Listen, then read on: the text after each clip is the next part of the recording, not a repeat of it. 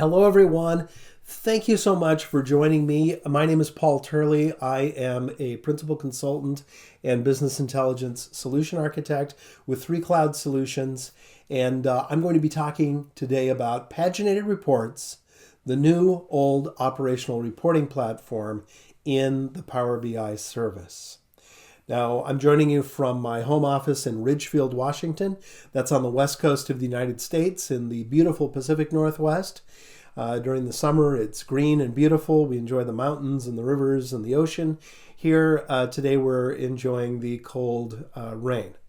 But we bear through the winters to get through the beautiful summers. So thank you so much for taking your time to join me and inviting me to be part of this great summit, this great conference. The Data Platform Summit has such a great reputation for just being a great conference and attracting people from all over the world to join. And it's my pleasure and my great honor to be joining you here today.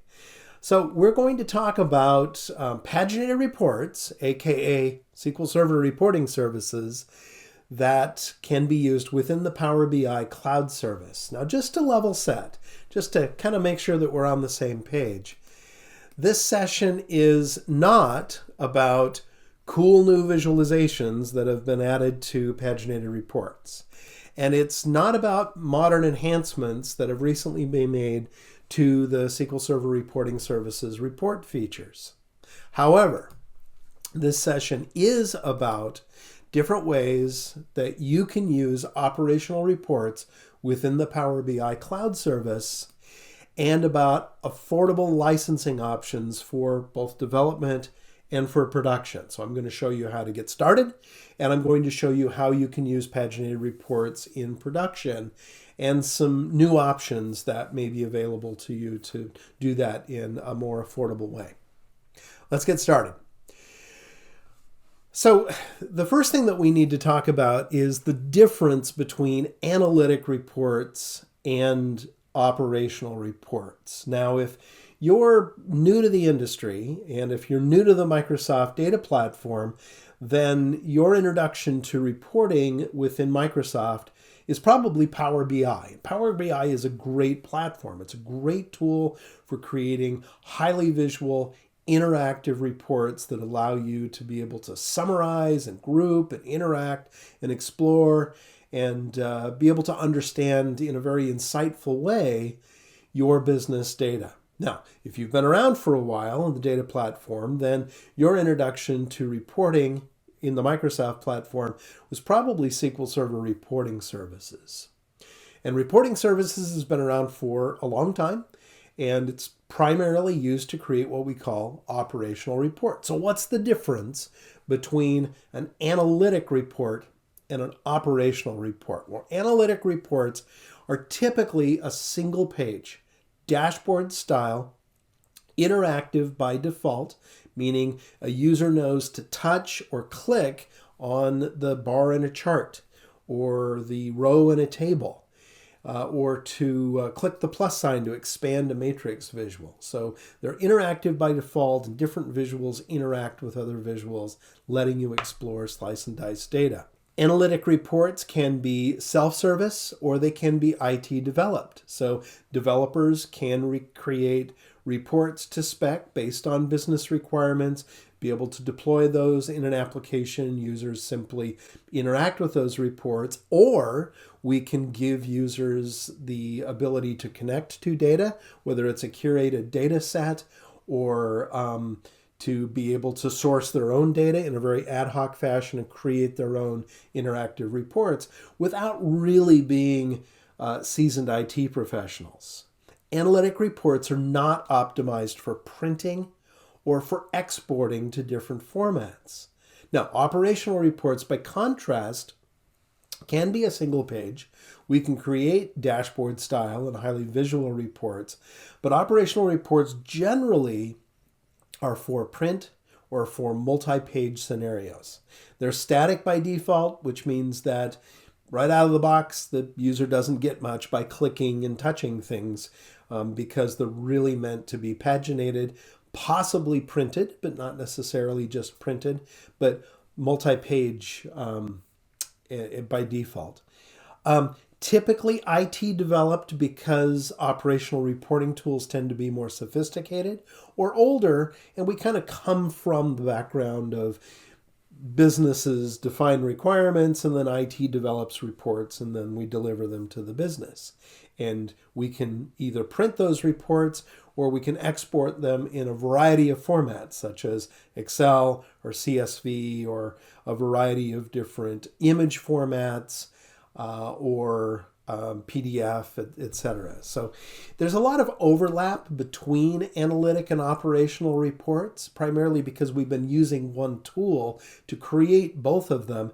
But now that we have Power BI, and that's kind of become the go-to tool for reporting, we can create some operational style reports with Power BI, but we can create some analytic style reports with SQL Server reporting services. But generally speaking, we see Power BI as the analytic tool and reporting services for creating paginated reports or operational style reports. Here are just some examples of paginated reports. A multi-page list of items on an inventory list or a shipping manifest. That could be printed or attached to a clipboard for someone to check things off. A multi-page contract or forms printed on different sizes of paper. I use the example of legal size paper because that's a different format.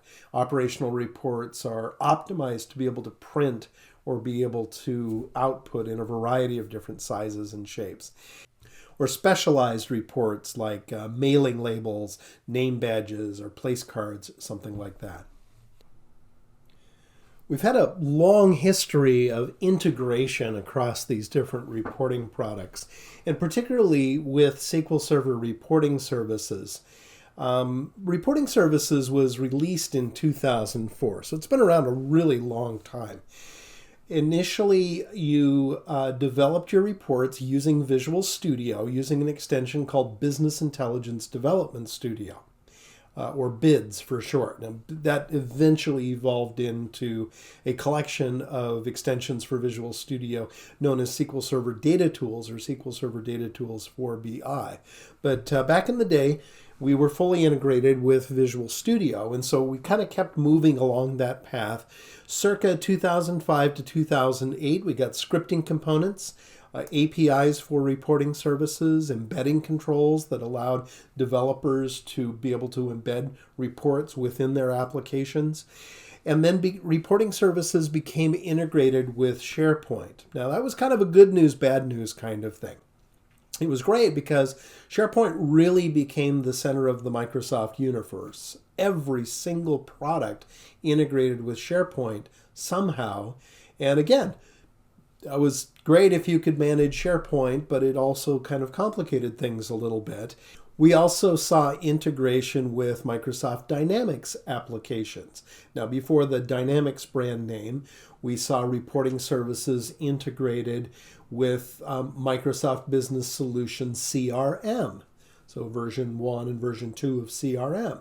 I know because I actually developed those reports for Microsoft that were embedded into the early versions of CRM. Then AX came along, and then GP, and then SL, Navision.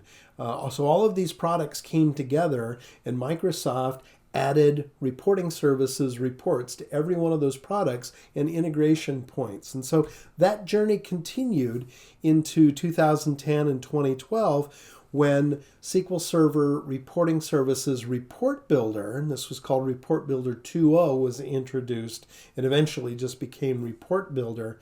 And that really kind of took precedence over Visual Studio. Now, Visual Studio has always been and will continue to be a tool that you can use to develop RDL-based reports. But the product team, honestly, are putting all of their effort into continuing the feature releases and the development of the Report Builder tool primarily. And then, as I said, BIDS evolved into SSDT, the extension for RDL-based report design, for Visual Studio. They also relaxed integration with SharePoint, meaning that they simplified the story. Reporting services wasn't so dependent upon SharePoint because things got a little complicated for a time when SharePoint was the center of everything. And then in 2016 to 2018, we saw Power BI Report Server. And that really can be the replacement for SQL Server Reporting Services server if you want to host Power BI reports on-prem in addition to your RDL-based reports. That needs to be licensed with SQL Server Enterprise Edition and or Power BI Premium. But if you have Power BI Report Server, then that replaces SQL Server Reporting Services on-prem. And then we got integration with the Power BI service, and that's when the term paginated reports was introduced, to be able to put RDL reports into the Power BI service in a premium tenant, and now we have both types of reports in the Power BI cloud service. So there are three flavors of paginated reports that are based on the same technology. So the same RDL, XML-based report definition language, described reports that can be developed either in Visual Studio or Report Builder have three different flavors now. We have SQL Server Reporting Services. It's an on-premises solution. You install it onto a server in a very traditional way. It's licensed with SQL Server. Standard Edition, Enterprise Edition. It's a very affordable and easy to use option. Power BI Report Server, which we'll call PBRS, is also an on-premises solution. It really is SQL Server Reporting Services with the additional capability to deploy or publish Power BI, PBIX reports to your on-premises report server alongside your paginated reports. You license that with Power BI Premium or a SQL Server Enterprise Edition license. So that is, it's not cheap. It's generally for larger businesses who would already have enterprise licensing or have already kind of realized the savings that the Power BI Premium license would give them. And then we have Power BI Premium, which allows you to deploy RDL-based reports into the service, into the cloud service, no server needed. And those paginated reports can be in workspaces alongside your Power BI reports or your PBIX-based reports. So it's an Azure service. It's completely cloud-based. Once you have premium capacity, it doesn't limit the number of users who can consume reports within a workspace or a published app, and that gives you dedicated capacity. And what that means is that you're essentially you have a monthly lease in the Azure service to get a certain amount of capacity, a certain amount of processor cores and dedicated memory CPU cycles that you can use for your dedicated capacity. If you need more capacity, you can upgrade your capacity, you spend more money, and you have more computing power. The tools that you can use to develop RDL-based reports are really two things. Paginated Report Builder, aka SQL Server Reporting Services Report Builder, let's call it Report Builder, supports all of the new paginated report features. So if you install Paginated Report Builder from your Power BI service tenant, or from the link on that menu, then you have the ability to expose all of the features of paginated reports in the Power BI service. You can open and deploy directly from or to the service, which means you don't even have to interact with your file system. There's no integrated version control. There really isn't a DevOps story or a continuous integration, continuous development story right now. But these are RDL files that are fairly easy to drop into your file system and put them under source code control. And there's some fairly simple options for you to automate builds and script deployments and, deploy to development, deploy to QA, deploy to production. The other option is to use the Visual Studio tools, formerly known as BIDS, now SQL Server Data Tools.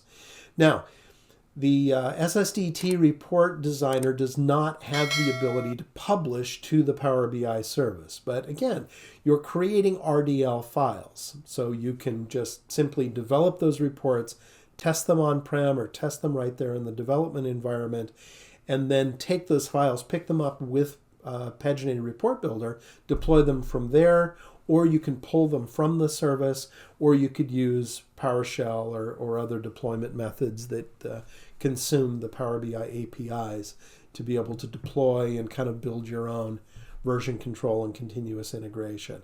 So the advantage of using Visual Studio, of course, is that you do have integrated source control and an integrated multi-team environment that allows you to share reports, to be able to check them in, check them out, and then, like I said, you can deploy them from Report Builder using other scripting methods.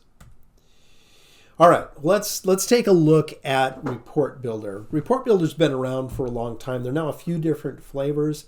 If you're using SQL Server reporting services on-prem or the Power BI report server, then there is an edition of Report Builder that is optimized for the on-prem experience. If you're using Power BI Premium and you want to use paginated reports, there is another edition. It's very, very similar, but it's optimized for that experience as well. We're going to take a quick look at Report Builder right now. So let's open that up. All right, first thing, let's just start with how to set up Power BI Report Builder. You can install Report Builder here from the download menu. This will take you to a menu and actually takes you to the Microsoft Download site where you will be prompted to install Power BI Report Builder. Now, keep in mind that there are actually two versions of Report Builder. There's one for the on-prem product for Power BI Report Server. And if you install that, the thing to know is that you'll have a red icon. And if you install this version for the Power BI service, known as Power BI Report Builder, that you'll see that there's a yellow icon. So you can see that I've already got that installed previously. So we'll launch that. And I'm just going to create a blank report. And the first thing I'll do is I'll create a data source. Now I'm going to connect to an Azure SQL database that I already have set up. So we're going to create a new data source, and I'll choose Azure SQL Database. And then I click the Build button, which will then prompt me to enter my server address and then my database information. So I'll go ahead and just paste that server address here to my Azure tenant. And then I'm going to use SQL Server authentication. I'll type in my username and my password. And as soon as I do that, then it should connect me and I should be able to select my database. So I know that I have a valid connection. So I'll go ahead and choose my sample database and I should be good to go. No reason to test that because it obviously worked. Now I do like naming my data source with the name of the database, something descriptive. Can't have any spaces in here, but you can use underscores and dashes or just use Pascal case like I've done here. So then I'm going to create a data set. A data set, again, is the query, as I mentioned before, and that's going to consume a data source. So typically I'd give that data set a sensible name here. And this is the place where I would typically build my query. Now I'm going to do a bit of a cooking show demo, and rather than walk through all of the steps of creating a new report, we're going to go ahead and open a previously saved version of this sample report here on my desktop. So I'll go ahead and choose the green bar report. It's the sample report that I already have created. We'll abandon those changes and then open up that report. So this is already connected. And then when I preview that, I will be prompted for my credentials again. So I'll type my username and my password to connect to my Azure SQL database. And then we should be able to preview this report. All right, well, once my report has been created, at this point, I can go ahead and save it. I'm just going to save it directly to my Power BI tenant. So we'll choose Save As. It takes me to my tenant. I would normally be prompted to log in. I choose the workspace, give the report a name, and then I can save it directly into this workspace in my Power BI tenant. Now I've already done that, so I'm not going to overwrite it. You'll see that there's my report. And because this report is connected to an Azure SQL database, there's no need to set up a gateway or any other connection information. It just magically connects cloud to cloud to Azure SQL. Now, our purpose in this presentation is not to show you how to design paginated reports from start to finish, but I do want to point out some of the differences. If you're familiar with Power BI and not so much reporting services or paginated reports, we'll just talk about some of the differences between using the two different tools and how some of the objects are a little bit different. So if we just take a look at the ribbon buttons within Report Builder, you can see that we have some very simple basic objects that make a lot of sense. You have to have a data source. A data source is an object that defines connection information, and it can use a variety of different data providers. Now, in addition to specialized connectors that we have for things like SQL Server analysis services, Power BI data sets. Now, we also have ODBC, OLADB, .NET Native connectors and providers, which means that you can connect to pretty much anything you can imagine. And then there are a variety of specialized connectors like CSV files and XML and JSON and all kinds of things that might be kind of edge cases and special purpose. Now, the term data set is used in the Power BI world differently than in the paginated report world. A data set in a paginated report design experience is your query. Now, it's more than that, but that's at the heart of a data set. So when you connect to SQL Server, create a data source, and then you go write a query, you're defining a data set object. And that data set object is not only the SQL statement or the MDX statement or whatever query language you use to connect to a data source, but it's also a collection of fields with data types. It's a collection of parameters. Optionally, it could be filter expressions, sort expressions. So there's this whole set of properties that are wrapped up in a data set object that extend the ability just to query that data. And there's a lot of flexibility there as you get into advanced report design. The report body is a region within the report it's where you drag and drop and create all your stuff. But within the RDL definition, you can see that the body has dimensions, it has a top, it has a bottom, it has headers and footers and lots of stuff that you would expect to see in an operational report. And in the report body, we place report items. Now, in the developer world, we might call them controls. In the Power BI world, we might refer to the same thing conceptually as a visual. Here we call them report items. And report items can be things like text boxes and images, lines, and rectangles. But just know that each of these objects has a whole bunch of properties and a lot of structure to it, which means that a text box can be more than just text. It can be embedded, formatted text. We can have different expressions that have different data bindings. So we could have a text box that gets data from multiple data sets and does different things with them. It could be formatted, so you could have bold, italic, you could have HTML markup. So the text box is actually a very, very rich object within the RDL definition. And then we have our report item. Then we also have our data regions. Now, the purpose of a data region is to repeat data. So in a grouped fashion. So a table is the kind of the go-to data region we typically think of. It repeats rows.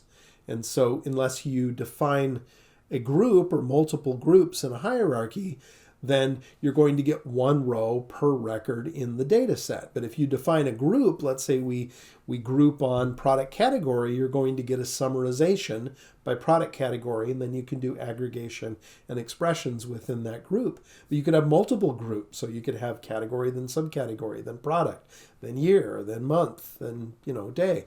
So there's a lot that you can do just with a table. Now a list is essentially a table that only has one rectangle or one cell in it. And then a matrix is kind of a table on steroids. You not only repeat across different row groups, but you can also repeat across different column groups, making it a tabular layout or like a pivot table type of layout. Now, here's the inside secret. A table, a matrix, and a list are actually defined using the same internal object called, you ready for this? Table, matrix, tablix. And so the tablix object has different properties and settings, and these can be extremely complex if you get into the weeds, that allows a table to become sort of a matrix, or it allows a list to become a table. So really it's just one big super object that has a bunch of different properties that give it these different grouping and repeating behaviors. Now, what to know about paginated reports as we think about it as more than just a simple drag and drop report design tool is that underneath the RDL report engine, we have expressions that are defined using VisualBasic.net. And you can do a lot of crazy and complex and advanced things by writing VisualBasic.net code. I remember early on when we introduced that, yeah, you can do anything you want as long as it's in Visual Basic. You can literally write C# code, but you have to compile a separate component, and I will warn you that that's typically not an easy thing to do. And so internally we use VB, and you can actually write your own functions. So now we're getting into some more advanced areas, and this is why I've written and co-authored several books on reporting services, because it is such an advanced tool. There's so much that you can do with it that generally newcomers to paginated reports and reporting services need some guidance, training, and hand-holding in order to apply best practices. So that's our real quick introduction to the internals of paginated report design. Now, if we get into the weeds just a little bit more, you'll see that everything is defined. Everything that you see in the Visual Designer is defined using a markup language called the Report Definition Language. And this is an XML-based markup language that describes all of the objects that I just talked about and all of their properties, all of their data bindings and the connections and the data sets and their properties and the parameters. All of that is defined in XML, which kind of hints at this being an older tool because XML was all the rage when SQL Server Reporting Services was developed back in 2002 and 2003 and then released in 2004. So you can get in and you can actually code it yourself, but generally speaking you use the Visual Designer to create your report. All right, well, let's talk about Power BI integration for paginated reports. Now, the container for all reports in Power BI is the workspace. And because paginated reports is a premium feature, you must have a premium capacity. But wait, there's more to that story. It can be more affordable than the steep cost of buying premium capacity. Now, what does premium give you? Very quickly, Power BI Premium gives you dedicated capacity, and then when you deploy all your reports as part of an app, that can be to an unlimited number of users within your organization. But let's go ahead and take a look at how we set this up, and I'm going to show you an affordable way to get started in a development environment. So we're going to take a quick look at premium capacity setup options, workspace configuration. We'll show you where to install Report Builder within Power BI service, and then how to publish your report. Back here in my Power BI tenant, let's take a look at my workspaces. Note that I have some workspaces that have a diamond icon next to them, and those are under premium capacity. Now, you can purchase premium capacity in a couple of different ways. You can go to the Office App Store and purchase a premium capacity.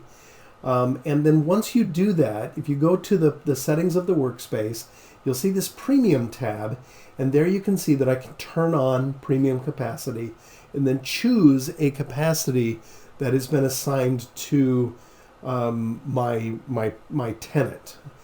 Now, another way that you can utilize premium capacity is you can go to the Azure portal and you can add a Power BI embedded service. And this is typically used for development. What's nice about the embedded service is that, see there I'm creating an embedded service. Now I already have one, so I'm not going to actually create it. Is that you can turn this on and off, which in the end may cost you considerably less than purchasing a full-time premium capacity.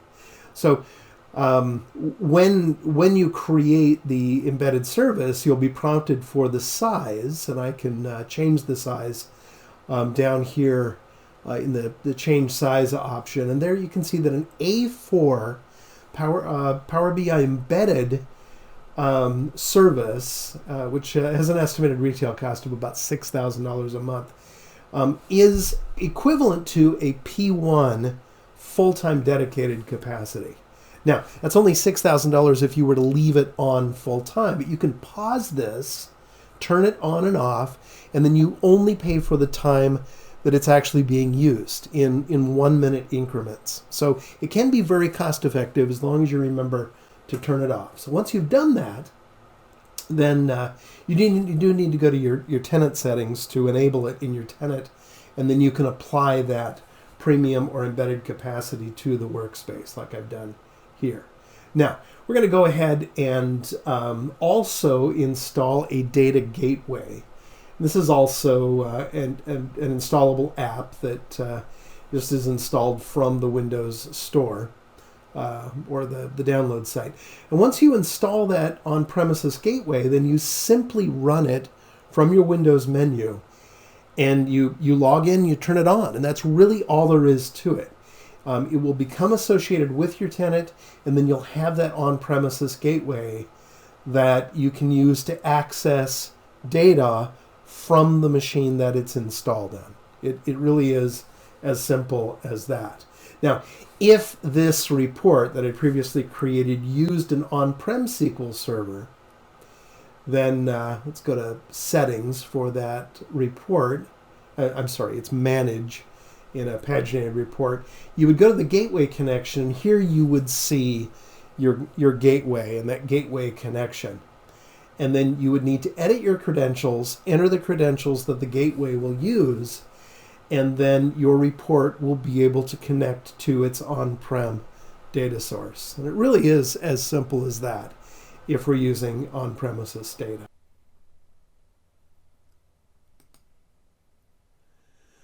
So once a report is deployed in the Power BI service, a paginated report, the presentation is very simple. Everything is completely integrated within the Power BI portal. So as you can see that in this very simple example of a report, a user clicks on a report, whether it's part of a published app or whether they're a pro user and they just have access to the paginated report, it's all just rendered right here within the Power BI portal. You can see that the parameters are up at the top, and you have all of the menuing that you would expect for a standard paginated report in a very modern and very simple flat-looking interface. So let's take a look at connecting to data sources. In particular, a newer feature, newer capability of paginated reports in the Power BI service is the ability to consume Power BI data sets as a data source. Let's take a look at that. Now, most often it makes sense for paginated reports to consume operational or transactional data sources like a relational database. But there are cases where it might make sense to consume a Power BI data set. And so here's a data set that I have in this workspace. This is the COVID cases over the past year. And this data set, this was all authored in Power BI desktop with data from the CDC. And so I just wanted you to see that the data set is out there published in this other workspace. So I'm going to open up Paginated Report Builder, and I'm going to create a brand new report. And for the data source, I'll go ahead and right-click on Data Sources. I'm going to add a Power BI dataset connection. That's going to connect directly to that published data set. There you can see, I see all my workspaces. We'll go down to that workspace. Right here, the COVID-19 daily updates, and I'll choose that data set. And a data set really is the data model that's published out to the workspace. It's very much like an analysis services tabular model. And that's it. There's my connection. And now I can create a new data set against that data model. Now, like all data sets, I would drop down the data sources, and there's only one data source in this report now, so we'll just choose that. When I click on the query designer, there are two different query languages that can be used to consume a Power BI data set.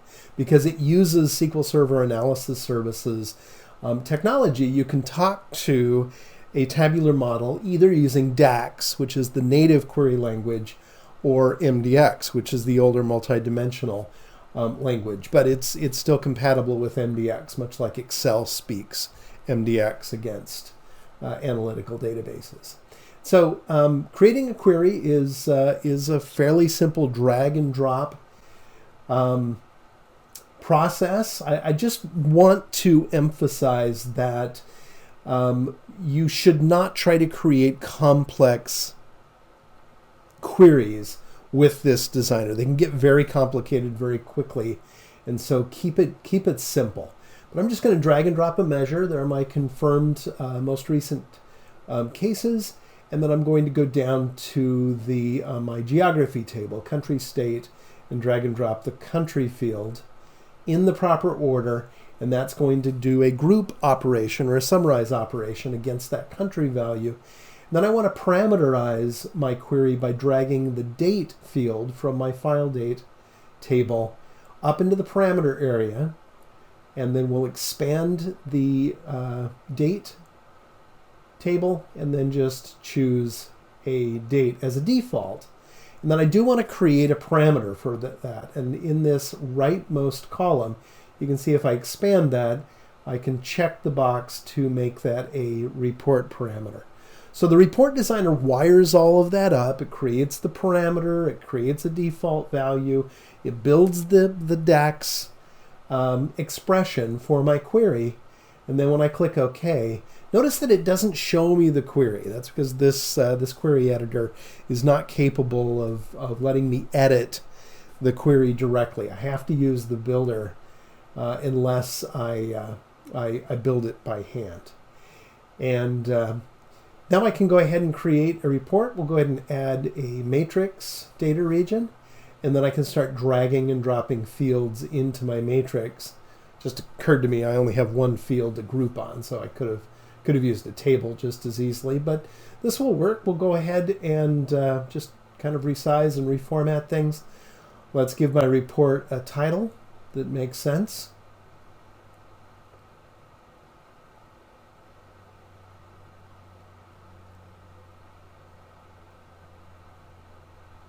And then we can preview the report. Let's run it, and we should see data. And we will have a parameter here. It does have a default value, but we could drop down that date parameter and choose a different date. And then at this point, we could go ahead and publish this report up into the service, just using Save As, choose the Power BI service, and then I can browse to my workspace and publish my report. And that's how it's done.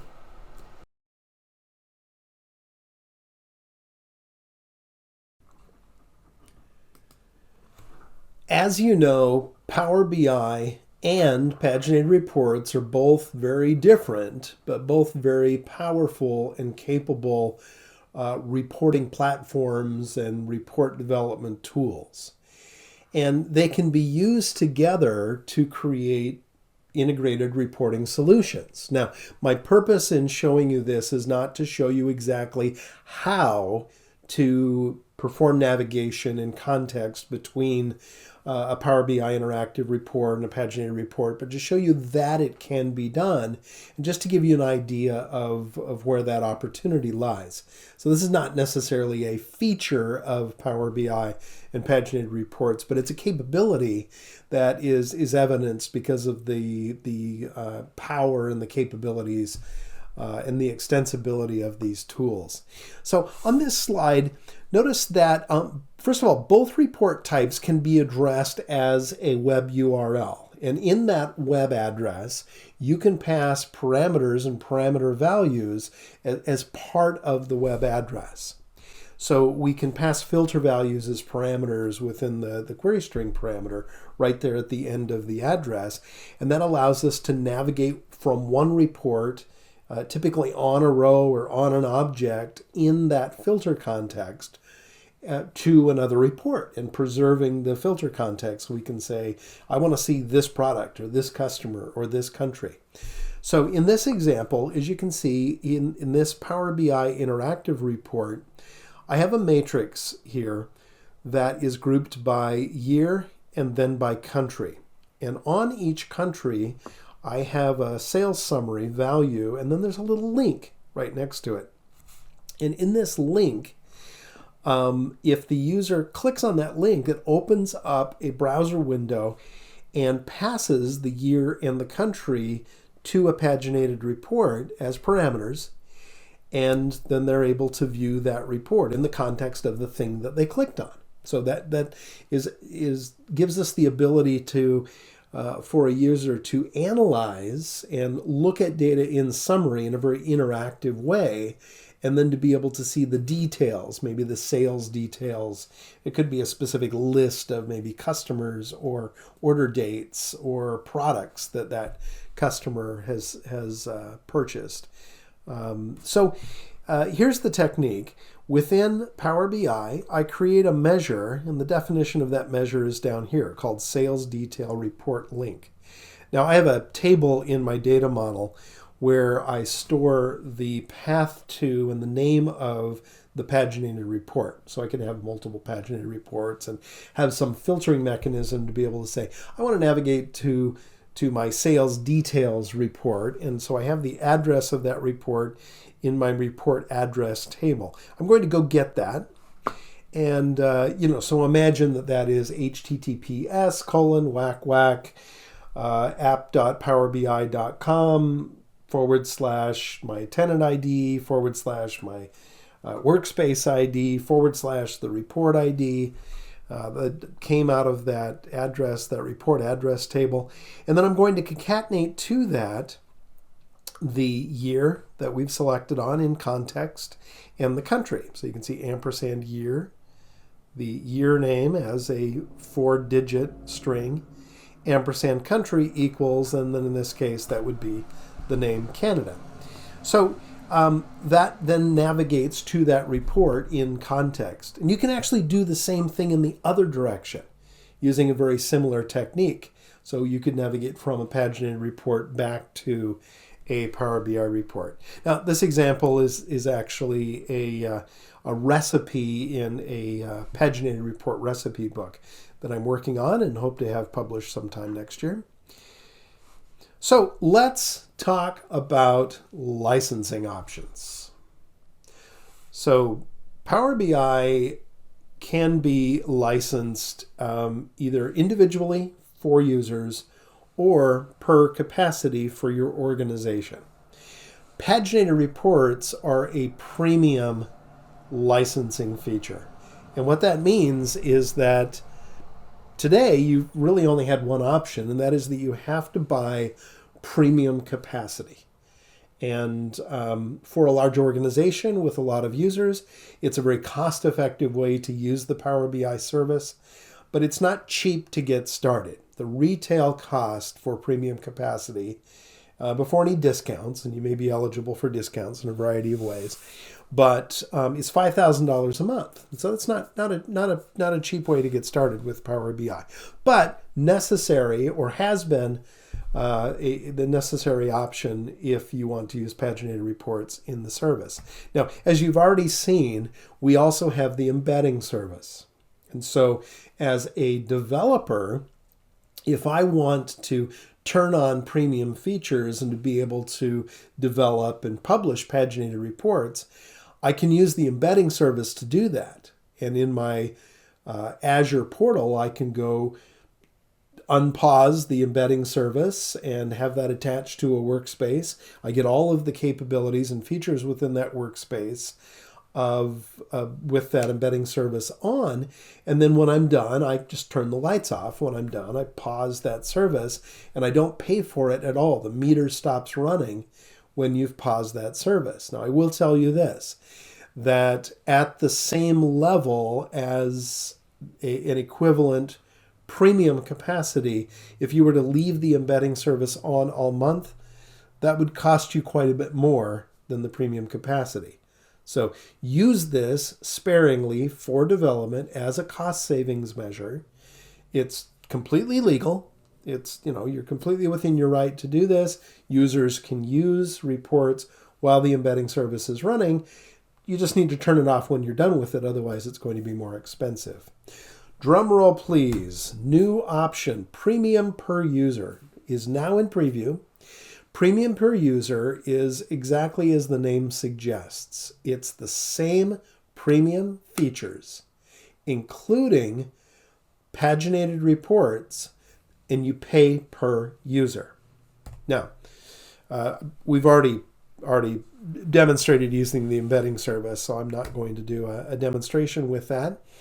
But this is a breakdown. This is from the Power BI product team blog site. And as you can see, we pretty much get the same features in both columns. Now, using premium per user, you'd have some limitations in terms of the model size.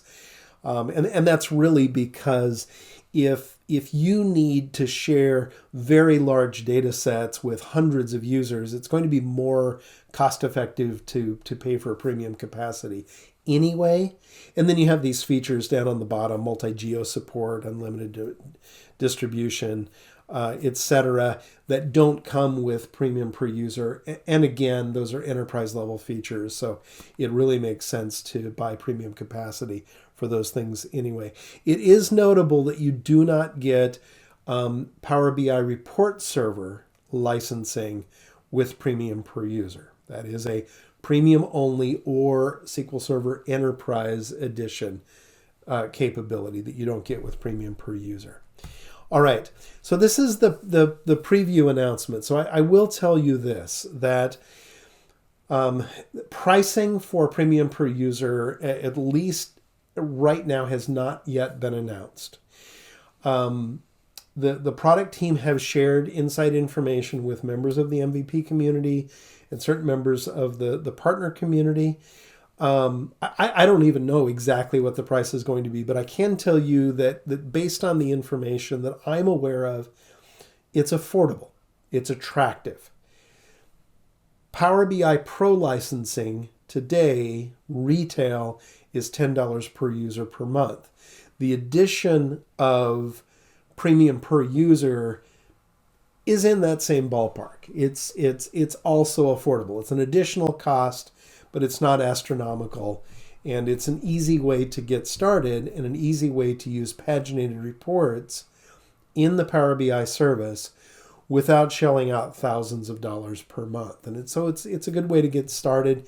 And it is a step-off point for a large organization who may be dipping their toe into the pool and want to get started in a budget-conscious way, because you can always upgrade to premium capacity later on. So go to the, if you want to try it out, if you want to participate in the preview, go to the Power BI blog. This is the announcement from Chris Finland on October 27th. You can use this address down here at the bottom, aka.ms/PPU preview. Fill out a form, provide your contact information. They will contact us, and then you can participate in the preview until this capability or this service goes into general availability. All right. I don't have any more information to share about that with you. One, I don't know, and the little bit that I do know is under NDA, and I can't share it anyway. So don't ask. The product team will let you know. These are some resources to let you kind of continue your journey with paginated reports in the Power BI service. My blog, I will continue to post what I know and my opinions and my thoughts about best practices, when to use paginated reports, when to use Power BI interactive reports, how to use them together. I already have one post in this series, Doing Power BI the Right Way, on my blog. You can also go to the product team blog. There are a lot of people in the community, my fellow MVPs, my colleagues, at SQL BI and a lot of the other kind of leading, community leaders out there, out there in the blog sphere, talking about paginated reports, and you can find references to a lot of those resources here again on my blog. So please feel free to follow me. You can comment on my blog. That's one way to contact me. You can reach me through Twitter.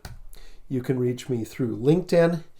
And I have to admit that I don't really pay attention very often to messaging on LinkedIn. So if you don't hear from me there, then you're certainly welcome to link with me. But my blog is the primary way to get a hold of me. You can use the contact form, or you can just comment on a post, and I'll do my best to get back to you as my schedule and as my workload with client projects allows. So with that, I thank you very much for your time and your attention. And let's thank Data Platform Geeks and SQL Server Geeks again for organizing, for their participation in this great event. And please follow them. That information is here. And please post a selfie with this hashtag. There are incentives out there to ask you to submit feedback. Please support the sponsors and exhibitors of the conference. They make all of this possible. And with that, I thank you for your time and for your attention, and again, the privilege to participate and address you today. Stay safe, be well, take care.